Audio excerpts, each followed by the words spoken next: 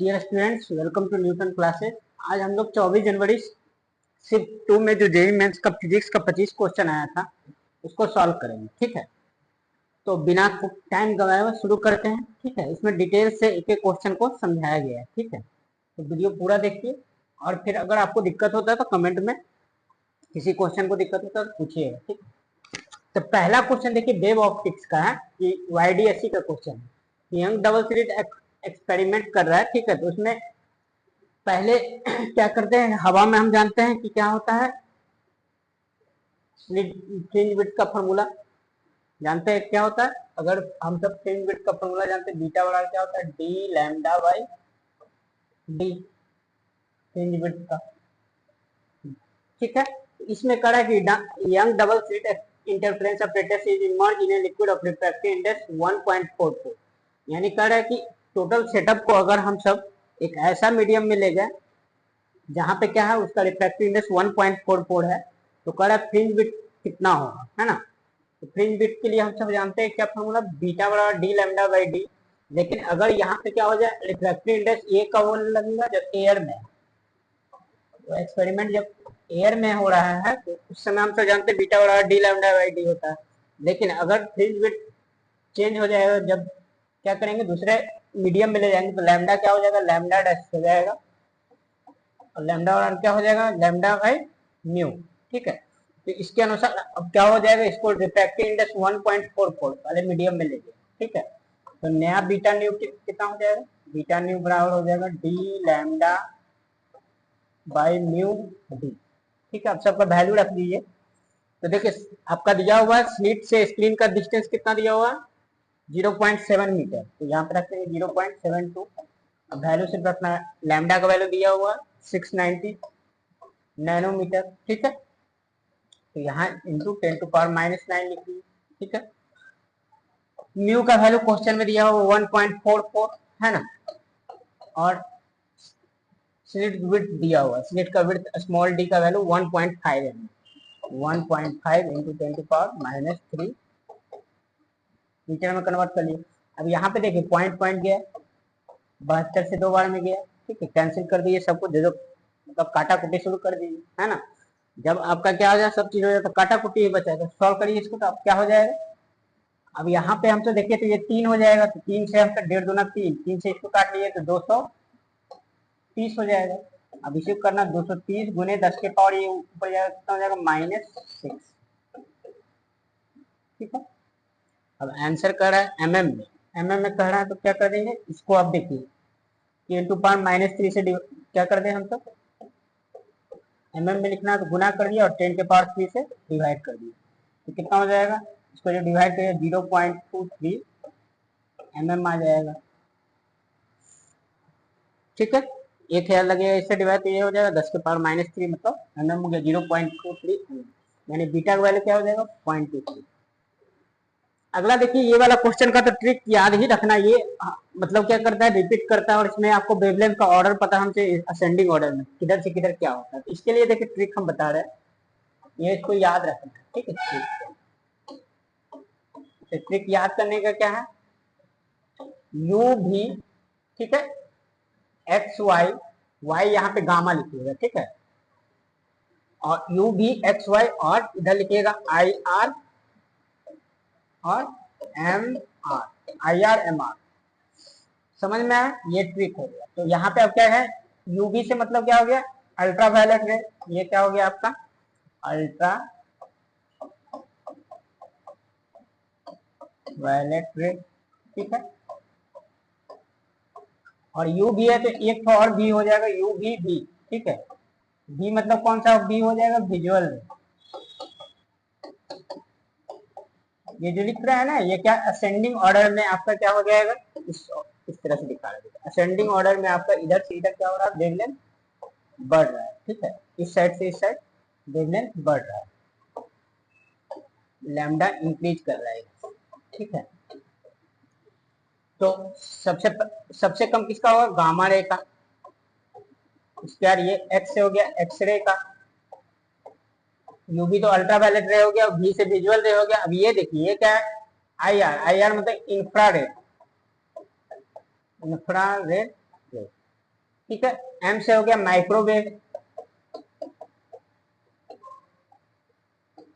Are से हो गया रेडियो वेव।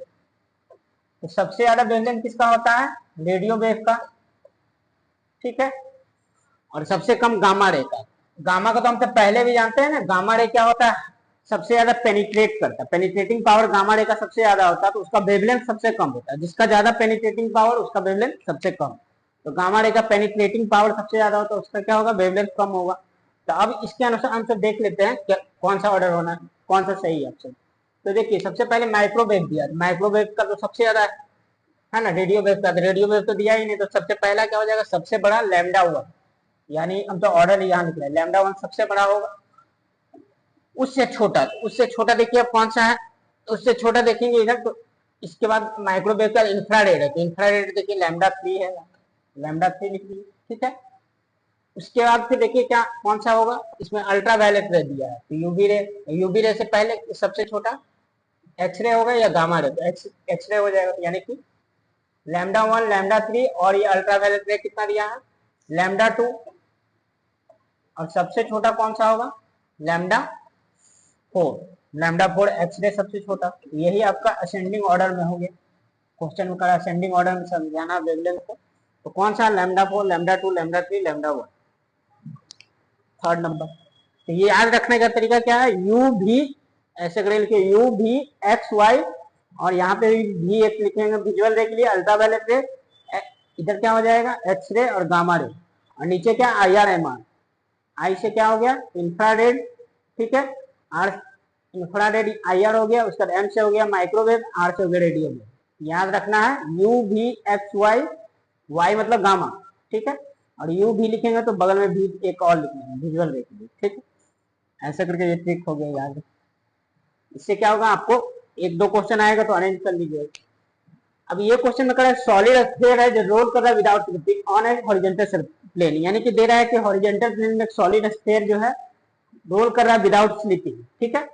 तो उस समय कह रहा है कि ratio of linear kinetic energy of the centre of mass of the sphere and rotational kinetic energy, यानी कि इसका डायग्राम कुछ बना है। तो हम तक सॉलिड स्फीयर दे रहा है कि solid sphere rolling without slipping, तो मान लीजिए सॉलिड स्फीयर इस तरह से बना दिए। ये सॉलिड स्फीयर है, ठीक है। ये क्या कर रहा है? शुरू में विदाउट स्लिपिंग और हॉरिजॉन्टल प्लेन, हॉरिजॉन्टल प्लेन इस तरह से रोल, तो शुरू में दिया ये क्या कर रहा है? सिर्फ आगे आपका रोल कर रहा है विदाउट स्लिपिंग, यानी रोल कर रहा है, यानी सिर्फ क्या कर रहा है? घूम रहा है, ऐसे करके घूम, विदाउट स्लिपिंग, ठीक है। यानी सिर्फ इसके पास रोलिंग मोशन, ठीक है। तो कह रहा है कि लीनियर काइनेटिक एनर्जी, इसका सेंटर ऑफ मास के पास एक वेलोसिटी होगा v c m। तो कह रहा है कि काइनेटिक एनर्जी ट्रांसलेशनल बटा काइनेटिक एनर्जी रोटेशनल का रेशियो। तो हम तो जानते हैं काइनेटिक एनर्जी ट्रांसलेशनल बराबर 1/2 mv²। और ये देखिए रोटेशनल में पढ़ाए थे, है ना, कि इसको क्या रोलिंग ऑब्जेक्ट रहेगा, राउंड ऑब्जेक्ट तो क्या होता है? 1/2 रोलिंग केस में आई ओमेगा स्क्वायर लिखते हैं, लेकिन यहाँ पे हम बताए थे क्या आई के जगह क्या लिखेंगे? उसको तोड़ेंगे तो जेड एम, और क्या हो जाता है बताइए? Z M R square. और भी की जगह कितना लिखता है? ओमेगा स्क्वायर बटा, मतलब ओमेगा की जगह लिखेंगे v स्क्वायर बटा आर स्क्वायर। ये डायरेक्ट याद रखने के लिए बोले थे क्या? 1/2 mv स्क्वायर तो हो गया रोटेशनल काइनेटिक, मतलब ट्रांसलेशनल काइनेटिक एनर्जी। और ये बताया तो 1/z mv स्क्वायर क्या होता था? दोनों को कैपिटल लिखिए, तो 1/2 mv स्क्वायर तो कट जाएगा, तो 1/z, ये रेशियो हो जाएगा। तो 1/z मतलब अब यहाँ याद रखना z क्या है? रिंग के लिए बताए थे एक, हॉलो स्फीयर के लिए मतलब रिंग के लिए 1 बताए थे, डिस्क के लिए 1/2 बताए थे, हॉलो स्फीयर के लिए 2/3 बताए थे, सॉलिड स्फीयर के लिए 2/5 बताए थे। सिलेंडर अगर हॉलो है तो कितना? हॉलो सिलेंडर तो रिंग जैसा हो जाएगा, यानी कि आर ही हो जाएगा। अगर आपका हॉलो सिलेंडर की जगह सॉलिड सिलेंडर होगा तो उसका डिस्क के बराबर होगा, तो r/2 हो जाता है। तो ये इस क्वेश्चन में क्या है? सॉलिड स्फीयर, तो 2/5 पुट करेंगे, 2/5 पुट करेंगे तो कितना आ जाएगा? 5/2। आंसर कौन हो जाएगा? 5/2 दोनों। अब ये क्वेश्चन देखिए एक्सेलरेशन रीजन है, इसमें कह रहा है कि एक इलेक्ट्रॉन है in certain region of uniform magnetic field, यानी कि यूनिफॉर्म मैग्नेटिक फील्ड में एक इलेक्ट्रॉन है जो मूव कर रहा है विद कांस्टेंट वेलोसिटी। तो कांस्टेंट वेलोसिटी का मूव करने का मतलब क्या हुआ? कोई ऑब्जेक्ट अगर कांस्टेंट वेलोसिटी से मूव कर रहा है तो उस पर क्या होगा, एक्सीलरेशन जीरो होगा। कोई ऑब्जेक्ट अगर कांस्टेंट वेलोसिटी से मूव कर रहा है तो आपके माइंड में तुरंत क्लिक कर जाना चाहिए कि उसका एक्सीलरेशन जीरो होगा, क्योंकि ए बराबर डीवी बाई डी टी होता है, तो ए जीरो होगा यानी वेलोसिटी कांस्टेंट, यानी एक्सीलरेशन जीरो तभी होगा जब वेलोसिटी कांस्टेंट रहेगा।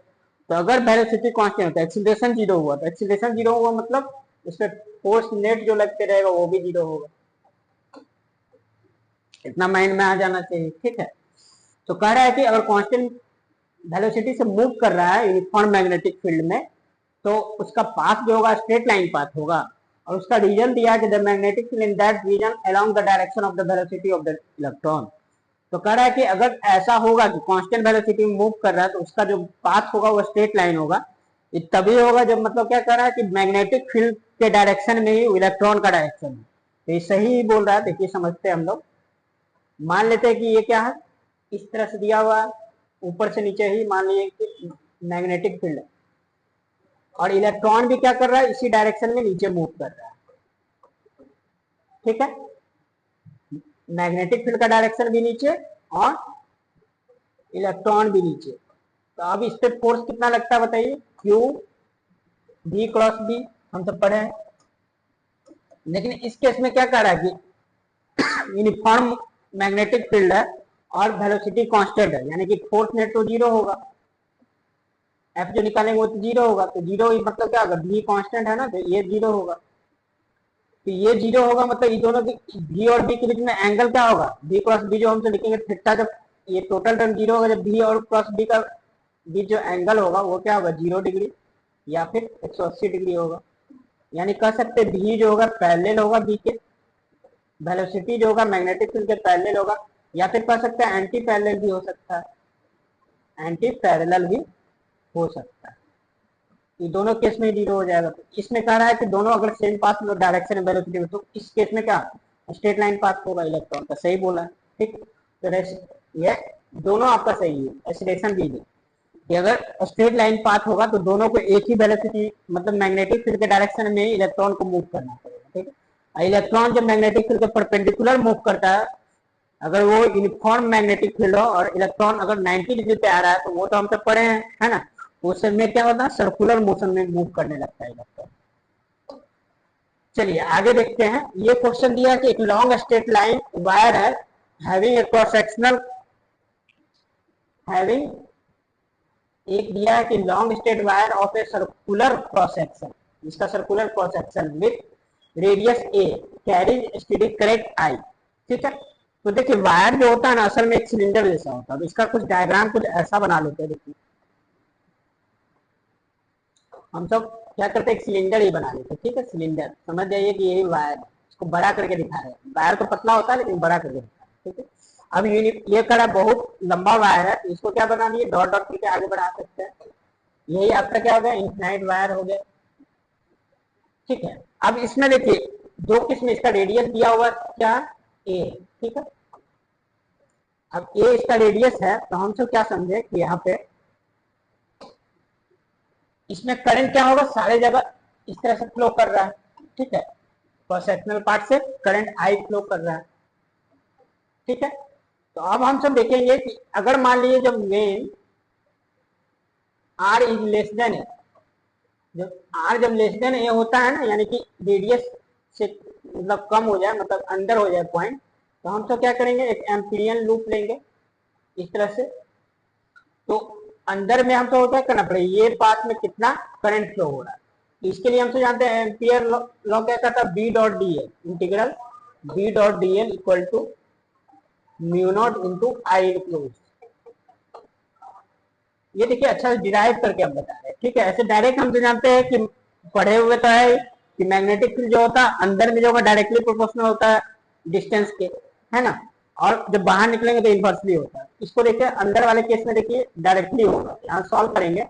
बी इसका रेडियस मान लीजिए अंदर वाले आर है, ठीक है। बी इंटू क्या लिखे, इसको 2 पाई आर लिखेंगे। ये क्या होगा, इसका सर्कमफ्रेंस डीएल होगा ना, तो 2 पाई आर हो गया बराबर म्यू नॉट आई इनक्लोज। तो अंदर में कितना करंट होगा, टोटल आई करंट है, तो इस पार्ट में कितना होगा, इसका हम तो एरिया के आधार पर देखेंगे। तो टोटल एरिया आई कितना फ्लो हो रहा है, पाई ए स्क्वायर, यानी बड़ा वाला जो रेडियस ए है तब उस समय करंट आई है, यानी कि जब ये पूरा एरिया पाई ए स्क्वायर है तो उस समय करंट आई है, तो हम सब कितना है, जब ये छोटा एरिया में देखना है तो इसको गुना कर देंगे पाई आर स्क्वायर। इसको सॉल्व करेंगे तो बी के अंदर में हम सब निकल जाएगा, देखिए एक आर से एक आर तो गया, ठीक है, पाई से पाई भी गया, तो हम सबका आंसर कितना आ जाएगा, mu naught into I into R बटा 2 पाई ए स्क्वायर। अब ये तो कांस्टेंट है, ये सब term constant, B directly proportional क्या हो जाता है, इन साइड में आर पे डायरेक्टली प्रोपोर्शनल। तो देखेंगे ग्राफ में, तो देखिए B directly proportional to R, तो पहला ही ऑप्शन यही है। अब आगे देखने का जरूरत तो है नहीं, लेकिन आगे भी आपको देखेंगे। सेकंड केस क्या होगा, बी जब आर जो होगा, जो पॉइंट होगा वो बाहर निकल जाएगा, यहाँ पे होगा, तो इस समय हम सब एम्पीरियल लूप लेंगे तो बड़ा हो जाएगा ना, ये वाला चीज एम्पीरियल लूप हो जाएगा इस तरह से, ठीक है। तो इस केस में क्या आ जाएगा, टोटल करंट आ जाएगा, तो बी डॉट डी एल, तो बी इंटू 2 पाई आर लिखेंगे, अगर क्या ले लेंगे, टोटल करंट आ जाएगा, mu naught into I enclose में टोटल करंट, तो बी बराबर क्या हो जाएगा, mu naught into I by 2 pi R. यहाँ इनवर्सली हो गया प्रोपोर्शनल, बी क्या हो गया, inversely proportional to 1 by R. तो इस समय ग्राफ क्या हो जाएगा, यहाँ से ऐसे जाएगा शुरू में, उसका क्या होगा, इस तरह से चला जाएगा, बी और आर का ग्राफ, फर्स्ट ऑप्शन हो जाएगा। डिटेल से हम बता दें, ठीक है। अब देखिए इसमें क्या दिया है कि एक insulated container in an insulated container a gas is adiabatically shrunk to its half of its volume। कह रहा है कि एक इंसुलेटेड कंटेनर है, इंसुलेटेड कंटेनर मतलब क्या होता है, जिसमें ना मतलब हीट ना बाहर से अंदर आए ना बाहर से अंदर से बाहर भी हीट नहीं आए, यानी कि हीट एक्सचेंज नहीं, ठीक है। तो हीट एक्सचेंज नहीं होगा तो क्या होगा, उसका आपका Q0 होता है, तो उस प्रोसेस को हम क्या कहते हैं, एडियाबेटिक प्रोसेस, ठीक है। तो कह रहा है एडियाबेटिकली श्रंक कर जा रहा किया जा रहा है, ठीक है। तो हमसे जानते हैं कि तो उसका कर टेम्परेचर ऑफ गैस डिक्रीज है, ये हमसे कुछ चेक करना है कि एडियाबेटिकली वॉल्यूम करा कि हाफ होगा। तो हमसे जानते हैं टी और बी में relation adiabatic process T B gamma minus 1 equal to constant होता है, ठीक है। तो यहाँ से लिख सकते हैं T1 V1 गामा माइनस 1 बराबर T2 V2 गामा माइनस 1। तो यहाँ पे देखिए आपका क्या होगा, कह रहा है कि अब T2 देखते हैं, T2 क्या हो जाएगा, T1 शुरू में था into V1 by V2, V2 की जगह क्या लिखेंगे, V1 बाई 2, क्योंकि हाफ हो गया ना बहुत, बटा गामा माइनस 1। यहाँ से हम तो टेम्परेचर देखिए T2, तो ये क्या आएगा, T1 इंटू 2 के पावर गामा माइनस 1। तो यहाँ पे हम तो देखेंगे ना, तो ये T2 क्या हो जाएगा, ग्रेटर देन होगा T1 से, देख रहे हैं, 2 टाइम्स ऑफ गामा माइनस 1। ये क्या होगा, ये तो हमेशा पॉजिटिव ही नंबर होगा, 2 से बड़ा ही नंबर कुछ आएगा, 1 से तो बड़ा वैल्यू आएगा, 1 से बड़ा वैल्यू आएगा तो T2 क्या हो जाएगा, ग्रेटर देन T1 हो जाएगा। तो ये वाला तो गलत हो गया, डिक्रीज नहीं करेगा, इंक्रीज करेगा। वैसे भी देखिए ये वाला चीज है, अगर कह रहा है कि वॉल्यूम घटेगा तो क्या होगा, टेम्परेचर बढ़ेगा, यहाँ से भी डायरेक्ट कर सकते हैं, टेम्परेचर बढ़ना चाहिए इसके। अब दूसरा कह रहा है कि free expansion of an ideal gas is an irreversible and adiabatic process.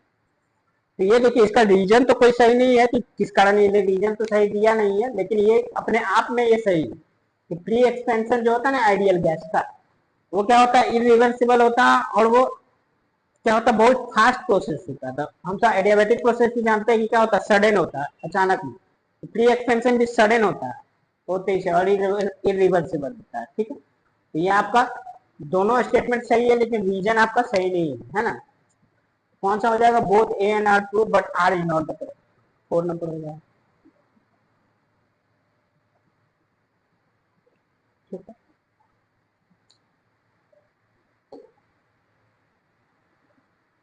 अब ये देखिए ये क्वेश्चन दिया है कि आपका पहले सिस्टम इस तरह से दिया हुआ, देखिए क्वेश्चन क्या कह रहा है, इसमें दिया है कि एक स्क्वायर पे चार्ज रखा हुआ है, ठीक है। शुरू में दिया है कि स्क्वायर के साइड पे आपका क्या है, चारों कॉर्नर पे आपका चार्ज रखा हुआ है, यहाँ पे Q0 है, सारे कॉर्नर पे Q0 चार्ज, ठीक है, चारों कॉर्नर पे। अब इसके बाद फिर क्या किया है कि फिर एक केस दूसरा लिए हैं, जिसमें हम सब क्या किए हैं कि इस सब को मूव करा के कहाँ पे ले आए, चार्ज को इसके सेंटर पे ले आए, सेंटर नहीं, सॉरी, मतलब हाफ ऑफ द एज के लिए। तो कह रहा है इनिशियल पोटेंशियल एनर्जी निकालना है और फाइनल पोटेंशियल एनर्जी निकालना, और दोनों को क्या कर रहा है, U2 माइनस वो U, यानी सेकेंड वाले केस में से फर्स्ट वाले केस को घटा दें। ठीक है, तो सबसे पहले देखेंगे कि इस केस में कितना नंबर ऑफ सेट बनता था। हम तो जानते हैं 4C2 से निकालते हैं, यानी 6 बनेगा। 1 2 मतलब खुद में ये आपस में करेगा तो 1 2 3 4 पोटेंशियल एनर्जी। पोटेंशियल एनर्जी का फॉर्मूला जानते हैं क्या होता है, K Q1 Q2 बटा R। ठीक है, और इसमें देखिए साइड का आपका दे दिया है कि लेंथ है जो है ना A है। ठीक है, तो यानी शुरू में इसका लेंथ कितना है, स्क्वायर है। अब इस केस में आपको लेंथ निकालना रहेगा। तो पहले इसका तो हम सब जानते हैं कितना होता है, बताइए क्या हो जाएगा। इसका पोटेंशियल एनर्जी निकाले, कह रहा है दोनों केस में पोटेंशियल एनर्जी निकालिए और दोनों का डिफरेंस निकालिए। Difference between potential energy of configuration 2 and 1, तो इसमें से इसको घटाना है। पहले इसका पोटेंशियल एनर्जी निकालेंगे, तो बताइए क्या हो जाएगा। अगर यू आई लिखे हमसे शुरू वाले केस में, तो ये देखिए क्या लिखेंगे, के एक का निकालेंगे तो के क्यू नॉट स्क्वायर बटा क्या लिखेंगे, ए, के Q1 Q2 बटा आर, तो आर पे ए हो गया। अब यहां से ये कितना होगा, 4 बार कितना पेड़ बनेगा, 1 2 3 4, तो 4 से गुना कर दिए। इसके अलावा बताइए दो पेड़ और बनेगा, कौन कौन, डायगोनल इसका बनाएगा, है ना, ये वाला और ये वाला। इस समय क्या होगा, आपका लिखेंगे के फिर Q0 स्क्वायर होगा और बाई क्या होगा, √2a होगा इसमें। और ये वाला प्रोसेस कितना होगा, 2 टाइम्स होगा। यहाँ √2 से इसको काट ले तो कितना आ गया। अब कॉमन ले लेते हैं, के Q0 स्क्वायर बाई ए, तो कॉमन हो गया। अंदर में बचा क्या, 4 प्लस इधर √2 बचेगा। इसको इक्वेशन 1 लिख दिए। ठीक है, पहला तो निकाल लिया पोटेंशियल एनर्जी। अब सेकंड केस में निकालेंगे, तो सेकंड केस में बताइए इस टोटल तो ए था, अब कितना हो गया, a/2 हो गया। अब a/2 यहाँ पे आ गया, यानी मिड पॉइंट पे आया, क्वेश्चन में दिया हुआ मिड पॉइंट पे चला आया। ठीक है, तो हम सब देखेंगे अब स्क्वायर कैसा बन गया, देखिए ऐसा करके स्क्वायर, फिर स्क्वायर बन रहा है लेकिन इस तरह का बन रहा है। तो इस स्क्वायर का हम सब बस क्या करेंगे, ये साइड निकाल लेंगे और यहाँ पे रख देंगे, बाकी सब चीज तो वही केस होगा, 4 प्लस √2 ही अंदर आएगा। तो हम सबको क्या करना है, सिर्फ यहाँ पे एक ये साइड निकालना है, साइड कितना, स्क्वायर का साइड कितना होगा। तो इसमें ध्यान दीजिए, इसमें कुछ नहीं करना है, बस ये हमको निकालना। ये और ये तो पता है ना, ये कैसे निकलेगा बताइए। ये टोटल तो ए है, ये भी ए है, तो बताइए मिड पॉइंट इसका डायगोनल तो बाइसेक्ट करता है, तो ये a/2 हो जाएगा और ये भी a/2 हो जाएगा और ये भी a/2 होगा और ये भी a/2। तो ये 90 डिग्री a/2 और a/2 है, तो ये वाला डायगोनल हो गया। ये वाला क्या होगा, डायगोनल, यानी 90 डिग्री के सामने क्या होता है, हाइपोटेनस। का हाइपोटेनस क्या होगा, √2 इंटू साइड। अगर दोनों साइड बराबर हो तो √2 इंटू साइड ही होगा ना। तो हम सब ये निकाले, इसका नाम तो दे, तो ओ मान ली एम दे रहे, ओ एम निकालते हैं, तो ओ एम कितना हो जाएगा इस केस में, वैसे कुछ दिया है वहां पे। ठीक है, वहां पे एफ जी होना चाहिए, यहाँ पे एफ जी दिया तो एफ जी ही लिखते हैं। ठीक है, एफ जी निकाल लीजिए आप। तो एफ जी आपका क्या हो जाएगा, साइड हो जाएगा, न्यू साइड का लेंथ हो जाएगा, न्यू साइड के स्क्वायर का लेंथ हो जाएगा। तो कितना हो जाएगा, √2 टाइम्स ऑफ a/2। यहां से हम तो साइड सेकंड केस में निकाल लिए a/√2, यानी कि सारा चीज वही है। चार्ज जो है अब क्या कर दिया, उसी चार्ज को उठाकर वैसे साइड पे रखा जिसका साइड लेंथ a/√2 है। पहले a था, अब a/√2 है। तो अब यहाँ हम तो कहें कि अब फाइनल पोटेंशियल एनर्जी कितना होगा, तो इसमें a की जगह बस क्या रखना है, a/√2 रख देना। तो यूएफ बताइए क्या लिखेंगे, के Q0 स्क्वायर बटा ए और √2 ऊपर चला जाएगा, a/√2 रखेंगे तो, और बाकी सब वही होगा, 4 प्लस √2। ठीक है, इसको ले लिया हम सब सेकेंड इक्वेशन। अब हम सबको दोनों को घटा देना है, आंसर चेक कर लेना है।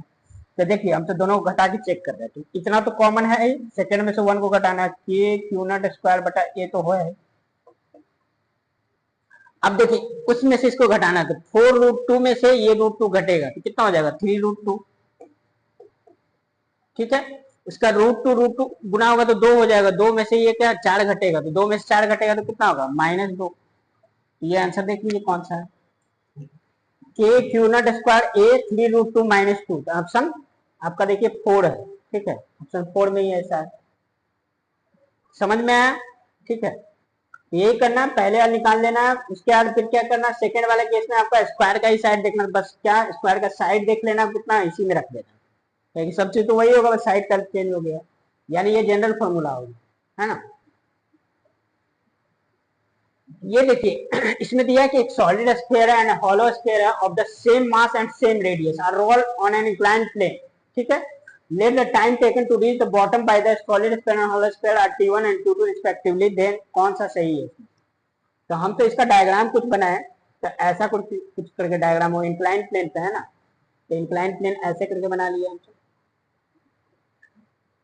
अब कह रहा है सेम इंक्लाइंड प्लेन है, ठीक है, दिया हुआ है कि सेम इंक्लाइंड प्लेन पे रेट क्या कर रहा है, रोल कर रहा है, एक बार सॉलिड स्फीयर और एक बार ये, पहले मान लीजिए सॉलिड स्फीयर होगा, रोल किया, अब दिया है कि लेंथ भी सेम है, इंक्लाइंड प्लेन लेंथ सेम है, तो यहाँ पे एक्सीलरेशन बढ़ाना हम तो जानते हैं, कौन नीचे आएगा सबसे पहले ये सोचे, उसके बाद ही ना टाइम, ठीक है, तो सबको क्या कर दिए 1 + z होता है ना, जेड बढ़ाना हम तो जानते हैं, अगर वही चीज हो गया, रिंग रहेगा तो 1 पुट करेंगे, डिस्क रहेगा तो 1/2 पुट करेंगे, और क्या ये सब पढ़ाया हुआ क्लास में। और ये हॉलो अगर स्फीयर 2/3 होगा, अगर ये कलर के सॉलिड स्फीयर तो 2/5 पुट करेंगे, तो जेड का वैल्यू अगर बताइए कम होगा तो ए का वैल्यू ज्यादा होगा, तो हम सबको देखना है कि ए पहले देखना है, एक्सीलरेशन रोल करेगा तो हम सब फॉर्मूला जान रहे हैं कौन लगेगा, एस बराबर half a t square, S बराबर u t plus half a t square लगाएंगे, तो यहाँ पे देखिए यू तो 0 है, शुरू में चलना शुरू करे उस समय 0, एस बराबर हाफ ए टी स्क्वायर, तो एक बार t1 लेना है, एक बार t2 लेना है, ठीक है, तो ये वाला हम तो लिखना है सॉलिड स्फीयर की, एक बार ये हम तो इसके लिए, तो सबसे पहले बताइए ए, बताइए किसका ज्यादा होगा, ए सॉलिड स्फीयर के लिए लिखेंगे तो कितना हो जाएगा, ए सॉलिड स्फीयर के लिए लिखे तो ए बताइए सॉलिड स्फीयर और हॉलो स्फीयर का कंपेयर करें कौन बड़ा होगा बताइए, तो यहाँ पे देखिए जेड किसका बड़ा होगा, जेड आपका देखिए कितना होता है 2/3 होता है हॉलो स्फीयर के लिए, और 2/5 किसके लिए होता है सॉलिड स्फीयर के लिए, तो यहाँ जेड का वैल्यू 0.4 हुआ और यहाँ जेड का वैल्यू 0.67 हुआ, तो जेड का वैल्यू किसका कम है, ये हुआ सॉलिड स्फीयर के लिए, ये क्या है हॉलो स्फीयर, तो जेड का वैल्यू सॉलिड स्फीयर के लिए कम है, तो जेड अगर सॉलिड स्फीयर का कम है तो एक्सीलरेशन सॉलिड स्फीयर का क्या होगा ज्यादा होगा, अब एक्सीलरेशन ज्यादा है तो एक्सीलरेशन अगर हम तो देखिए ज्यादा है तो एक्सीलरेशन जिसका ज्यादा होगा वो क्या होगा पहले पहुंचेगा, पहले पहुंचेगा तो उसका टाइम कम होगा, तो मतलब क्या है इसका टाइम को लिखा है t1 से और इसका टाइम को लिखा है t2 से, तो टाइम किसको लगेगा जिसका एक्सीलरेशन ज्यादा होगा उसको टाइम कम लगेगा, तो मतलब इसका टाइम क्या होगा t1 < t2, उल्टा हो जाएगा, इसका क्या हो जाएगा t1 < t2, यानी कि सॉलिड स्फीयर जो होगा जल्दी पहुंच जाएगा, यानी t1 का वैल्यू कम होगा t2 से। अगला क्वेश्चन है, सॉरी देखिए दिया हुआ है कि द पोजीशन वेक्टर दिया हुआ है, एनी इंस्टेंट ऑफ टाइम कितना दिया हुआ r इक्वल टू दिया हुआ 5t² i cap minus 5t j cap, इतना मीटर दिया हुआ r का। अब इस क्वेश्चन में कह रहा है कि the magnitude and direction of velocity at t equal to 2 second, तो यानी कि हम सबको v निकालना तो एक बार डिफरेंशिएशन कर दीजिए, इसको करेंगे तो कितना हो जाएगा 10t i cap minus 5 j cap, इतना क्या हो जाएगा मीटर पर सेकंड हो जाएगा। अब इस क्वेश्चन में करा है मैग्नीट्यूड निकालना है at t equal to 2 second, तो मैग्नीट्यूड करेंगे तो कितना आ जाएगा √10t का स्क्वायर करेगा 100t² प्लस 25 आ जाएगा, अब t की जगह कितना रखना है 2 सेकंड, तो 2 सेकंड रखेंगे तो 425 आ जाएगा, 2 सेकंड रखेंगे तो 425, तो 425 को कितना लिखिएगा 5√15 हो जाएगा, है ना 5√15, 15 को 25 से गुना कर लिए तो उतना ही आना चाहिए 75 और 15 सही है, यानी आंसर कितना आ जाएगा 5√15 मीटर पर सेकंड, ये आपका आ गया तुम्हारा, ये आपका आ गया वेलोसिटी का मैग्नीट्यूड 5√15 मीटर पर सेकंड। अब डायरेक्शन देखना है, तो डायरेक्शन देखने के लिए हमसे क्या करें, वेलोसिटी का पूछ रहा है कितना होगा एंगल, तो एंगल बोला making an angle tan inverse 4 with the negative y axis, पहले ये चेक कर लेते हैं हम। तो हम सब देखें, अगर यहाँ 2 सेकंड रख दें, वेलोसिटी बताइए 2 सेकंड बाद कितना आएगा, वेक्टर के टर्म में लिखे तो वेक्टर के टर्म में लिखेंगे 2 सेकंड बाद तो कितना हो जाएगा 20 आई कैप माइनस 5 जे कैप। इसका हम सब अगर ग्राफ बनाए वेलोसिटी का कुछ ऐसा हुआ, देखिए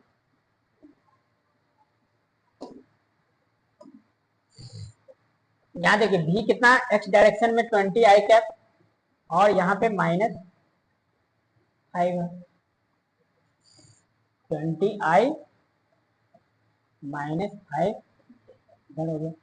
अब यहाँ पे देखना है कि हम सबको ये वाला एंगल होगा रिजल्टेंट का, तो ये वाला एंगल देखना है y के साथ कितना बनाएगा। देखिए यहाँ से tan थीटा निकालेंगे तो कितना हो जाएगा बताइए, y by x, tan theta बराबर क्या होगा, ये वाला परपेंडिकुलर होगा तो कितना हो गया 20 बटा 5, कितना आ जाएगा tan इनवर्स 4, तो सही है, theta equal to tan inverse 4 with the negative y axis का नेगेटिव कंपोनेंट के साथ tan इनवर्स 4 बनाएंगे, तो पहला ही आंसर सही हो गया,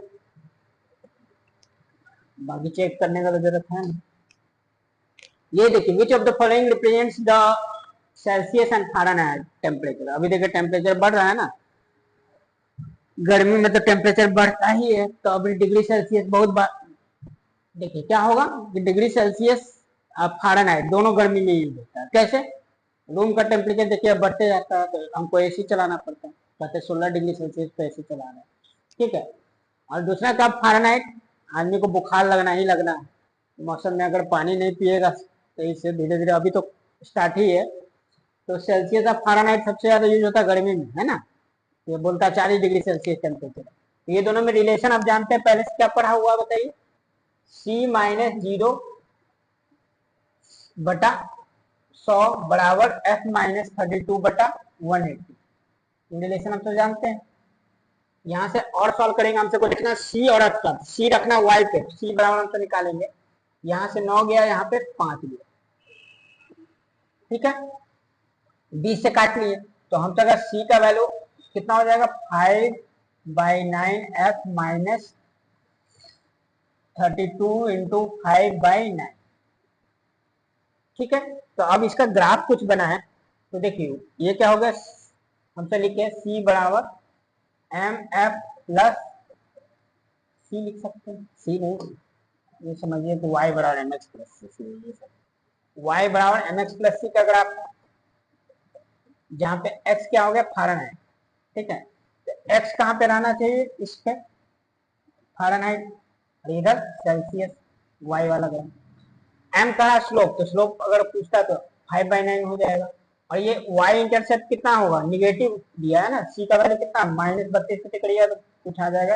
160 बटा 9, ये आपका और निगेटिव इंटरसेप्ट है, माइनस में, ठीक है, तो यानी कि निगेटिव y एक्सिस इंटरसेप्ट करेगा ऐसे कुछ कर, तो इस तरह का ग्राफ देख लीजिए आएगा, है ना, कौन सा हो जाएगा ऑप्शन 2 नंबर, ये आपका y इंटरसेप्ट, ठीक है, ये दिया हुआ c बराबर -160 बटा, ठीक है, स्लोप कितना होगा 5/9, ये वाला स्लोप m का वैल्यू 5/9,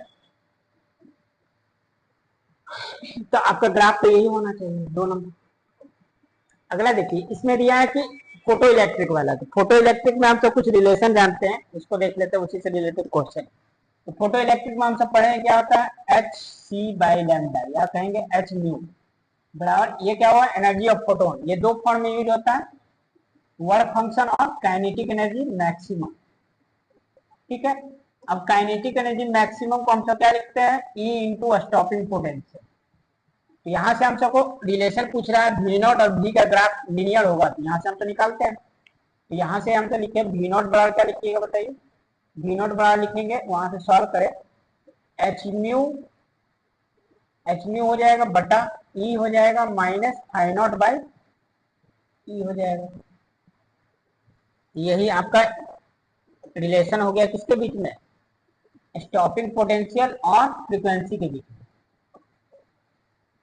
तो देखिए ये वाला देखिए स्टॉपिंग पोटेंशियल वी नॉट हो गया है ना, और फ्रीक्वेंसी ये हो, ठीक है। तो यहाँ पे हमसे लिखे तो y बराबर, फिर देखिए एम एच प्लस सी का ग्राफ है। अब इसी से रिलेटेड आपका क्वेश्चन पूछ रहा है, ठीक है। तो सब चीज देख लीजिए, y पे इंटरसेप्ट कितना है, c का वैल्यू है आपका y पे intercept minus five naught by, ठीक है। और यहाँ पे स्लोप कितना है, m बराबर h बाई ई, स्लोप ये है। तो हम सब ग्राफ कुछ बनाएंगे, तो y पे किसको रखना है, y पे रखना है स्टॉपिंग पोटेंशियल को। देखिए कोऑर्डिनेट डायरेक्ट यूज हो रहा है ना। 11th में स्ट्रेट लाइन अच्छा से पढ़ेंगे तो यहाँ कोई दिक्कत नहीं होगा। यहाँ पे बताइए ग्राफ कैसे हो जाएगा इसका, इसको हम सब करें तो y इंटरसेप्ट है ना, तो कुछ ऐसे करके होगा, ठीक है। y इंटरसेप्ट यानी कि ये वाला पार्ट दिया हुआ y इंटरसेप्ट, c का वैल्यू कितना दिया, minus five naught by E हो जाएगा आपका y इंटरसेप्ट, ठीक है। और ये वाला देखिए स्लोप हो गया, तो स्लोप मतलब m का वैल्यू कितना दिया हुआ है, h बाई ई, ठीक है। और ये किसके बीच में ग्राफ है, आपका स्टॉपिंग पोटेंशियल और फ्रीक्वेंसी के बीच में। तो ये स्टॉपिंग पोटेंशियल और फ्रीक्वेंसी का ग्राफ बताइए लीनियर है कि नहीं, लीनियर है कि नहीं, लीनियर है। तो पहला तो सही है कि वी नॉट और म्यू के बीच में क्या होगा, लीनियर ग्राफ होगा, सही है। The slope of V naught versus V Y, तो स्लोप बताइए फाइव नॉट बाई एच है, गलत है। स्लोप तो एच बाई ई है ना, तो ये वाला सेकेंड वाला तो ऑप्शन गलत हो गया। h is constant is related to the slope v naught on and mu, h जो रिलेटेड है स्लोप में, देखिए तो हाँ स्लोप में h तो रिलेटेड है, देखिए स्लोप जो निकाल रहे थे ये भी सही है। अगला दिया the value of electric charge of electron is not required to determine h using the v naught versus mu curve. तो कह रहा है हम सबको वैल्यू ऑफ इलेक्ट्रॉन चार्ज जब निकालते हैं इलेक्ट्रिक चार्ज का इलेक्ट्रॉन का, is not required to determine है, एच निकालने के लिए हमको ई का जरूरत नहीं पड़ेगा, ये क्वेश्चन में कह रहा है। तो देखिए यहाँ से देखिए, अगर मान लीजिए कि स्लोप दे दिया, क्वेश्चन स्लोप मान लीजिए दे दिया, यहाँ का वैल्यू मान लीजिए एम का वैल्यू 5 दे दिया, 5 दे दिया, तो 5 दे दिया तो एच निकाल सकते हैं, बताइए एच बराबर, तो हमको स्लोप से काम नहीं चलेगा, हमको तो ई भी चाहिए, इलेक्ट्रॉन का चार्ज भी चाहिए। अगर इलेक्ट्रॉन का चार्ज पता नहीं रहेगा तो एच कैसे निकालेंगे, नहीं निकाल सकते। तो ये भी सही है, ये गलत हो गया ना कि इलेक्ट्रॉन का चार्ज नहीं दिया हो तो कैसे निकाले। Value of electric charge of electron is not required, ये तो चाहिए ना जी, इसको तो गुना करेंगे, 5 थोड़ी आंसर लिखेंगे, इलेक्ट्रॉन का चार्ज से गुना करके निकालेंगे, ये तो गलत हो गया। The work function can be estimated without knowing the value of H. अब देखते हैं वर्क फंक्शन कहाँ से ले लेते हैं, देखिए तो हम सब यहाँ पे देखें, अगर y इंटरसेप्ट c दिया हुआ और c का वैल्यू हम सबको मान लिए कि दे दिया 10, y इंटरसेप्ट दे दिया -10 दे दिया, तो हम तो लिखेंगे ये -10 बराबर लिख सकते हैं हम सब, c का वैल्यू कितना हो जाएगा, minus five naught by E लिखते हैं, ये फाइव नॉट बाई ई लिखते हैं, तो इसको माइनस ले लिए तो इधर नहीं लेंगे, तो कितना हो गया फाइव नॉट बाई ई, या इसके साथ कंपेयर करें तो minus five naught by E हो गया, है ना। इसके साथ कंपेयर करेंगे तो ये हो गया कांस्टेंट -10, माइनस माइनस तो कट जाएगा। यहाँ पे देखिए फाइव नॉट बराबर कितना लिखेंगे, 10 ई, 10 ऑफ इलेक्ट्रॉन। तो कह रहे हैं कि हम सब क्वेश्चन है कि the work function can be estimated without knowing the value of H. तो एच का वैल्यू इसमें जरूरत कहाँ पड़ा, हम सब तो निकल गए, एच का कोई जरूरत नहीं है फाइव नॉट निकालने के लिए। अगर हम सबको आपका y पे इंटरसेप्ट पता है तो हम सब ऐसे भी निकाल लेंगे, कोई जरूरत नहीं है वर्क फंक्शन निकालने के लिए एच का कोई जरूरत नहीं है, तो नहीं भी रहेगा तो भी हम निकाल लेंगे, ठीक है। ये एच नहीं भी रहेगा तो भी निकाल लेंगे, ठीक है। तो ये आपका सही हो गया। तो कौन कौन सही हो जाएगा, ए सही हो जाएगा, सी सही हो जाएगा और ई सही हो जाएगा, तो ए सी ई ऑप्शन थर्ड। ऐसे ऐसे बनाना है, ठीक है। पूरा डिटेल से आपको समझा दी, ठीक है। अभी इस क्वेश्चन में देखिए घूम रहा है, ठीक है, घूम रहा है, ठीक है। देखिए क्या कह रहा है कि करंट एक लूप में घूम रहा है, ठीक है। तो वहां छोटा छोटा दो आपका एम्पीरियन लूप दिखाया है, ठीक है। तो बोल रहा है कि दोनों एम्पीरियन लूप में आपका करंट का डिफरेंस कितना होगा। तो हमसे इसको क्वेश्चन को समझाते हैं आपको कि क्या ये क्वेश्चन कह रहा है। तो क्वेश्चन में कह रहा है कि इस तरह से आपका सर्कुलर सर्किल है, सर्किल पे बहुत सारा मतलब आपका क्या दिया हुआ है, एन इक्वली स्पेस चार्ज, यानी दोनों सब जो इस तरह से चार्ज रखा हुआ है ना, एन चार्ज है, अब सबका वैल्यू सेम है, एन इक्वली स्पेस चार्ज है, ठीक है। और सब क्या इक्वली स्पेस है, और इसका दिया हुआ है कि ये जो है ना आपका दिया हुआ N equal to of charge Q, Q है सबका, are placed on a circle of radius R, the circle rotates about an axis with an angular velocity omega shown in the figure. तो सर्किल जो ये घूम रहा है अपने axis के अलावा, ठीक है, ये आपका इसके अबाउट ये घूम रहा है, ठीक है, और यहाँ पे सब पे क्या है, क्यू चार्ज टोटल। ऐसा ऐसा चार्ज कितना है, इस तरह से एन चार्ज, ठीक है, एन चार्ज है इस तरह से। इसका रेडियस दिया हुआ है आर, ठीक है, ये सब चीज क्वेश्चन में दिया हुआ है। अब इस क्वेश्चन में कह रहा है कि दो एक बिगर एम्पीरियन लूप है जो पूरे ऐसे करके जा रहा है, ठीक है, इस तरह से लूप दिया हुआ एम्पीरियन लूप जो पूरे को ऐसे करके कवर कर रहा है, पूरे सर्किल को कवर कर रहा है। देखिए a bigger Amperian loop b encloses the whole circle, ये पूरा होल सर्किल को कर रहा है, ये एम्पीरियन लूप का नाम दिया बी, ठीक है। अब दिया कि एक छोटा एम्पीरियन लूप है ए इंक्लोजेस स्मॉल सेगमेंट, यानी कि यहाँ पे देखिए एक दिया हुआ ए, ये छोटा सेगमेंट को सिर्फ कर रहा है, ठीक है। तो कह रहा है कि करंट जब यहाँ से फ्लो होगा इसमें, मान लीजिए करंट इस तरह से जा रहा है, तो ये वाला इसमें बताइए और इसमें बताइए दोनों का डिफरेंस, तो आई ए माइनस आई बी का डिफरेंस। तो सबसे पहले बताइए आई बराबर क्या होता है, अगर करंट फ्लो हो रहा है तो आई बराबर क्या लिखेंगे, क्यू बाई टी, आई बराबर क्या लिखेंगे, क्यू बाई टी, आई बराबर क्या हो जाएगा, क्यू बाई टी, ठीक है। अब चार्ज बाई टाइम, अब यहाँ पे देखिए क्यू, तो क्यू यहाँ पे आप बताइए कितना हो जाएगा, एन क्यू हो जाएगा ना, एन चार्ज। अब टाइम पीरियड, एक चक्कर लगाने में जो टाइम लगेगा है ना, तो यहाँ पे टी बराबर क्या लिखेंगे, टाइम पीरियड बराबर 2 पाई बाय ओमेगा जानते हैं। ये देखिए ये करंट जो होगा क्या है, इस तरह से फ्लो कर रहा है, तो ये बड़ा वाला लूप में और छोटा वाला लूप में देखना, ये करंट यही करंट जाएगा, तो ये तो जाएगा ये ऐसे करके, लेकिन ये वाला लूप देखिए ऐसे करके पूरा सर्किल को कर रहा है, तो यहाँ से घुसा और फिर ये करंट ऐसे जाके फिर इसमें क्या ऐसे निकलेगा, तो ये जो करंट जो घुसेगा उसको अगर प्लस ले तो जो निकल रहा है उसको माइनस लेंगे तो ये कैंसिल हो जाएगा, तो इसमें टोटल करंट कितना हो जाएगा, आईबी में, आईबी में क्या हो जाएगा, 0। क्यों, क्योंकि इस तरह से लूप जो होगा पूरा सर्किल को कवर कर रहा है, ठीक है, बड़ा वाला लूप, बड़ा लूप पूरा सर्किल को कवर कर रहा है। तो यहाँ से आएगा तो सर्किल में क्या एक बार एंट्री मारेगा और फिर ऐसे जब जाएगा तो फिर इधर से देखिए ये बड़ा लूप को फिर एक बार घुसा करेंट एक बार बाहर निकला। तो याद है कि आपका केसीएल केवीएल में क्या होता है, करंट घुस रहा है तो उसको निगेटिव लेंगे और जो बाहर निकला उसको प्लस लेंगे, किसी एक को माइनस प्लस ले सकते हो, उसे नहीं, एक निकल रहा है एक घुस रहा है, इसमें तो टोटल करंट 0 हो जाएगा बड़े वाले लूप में।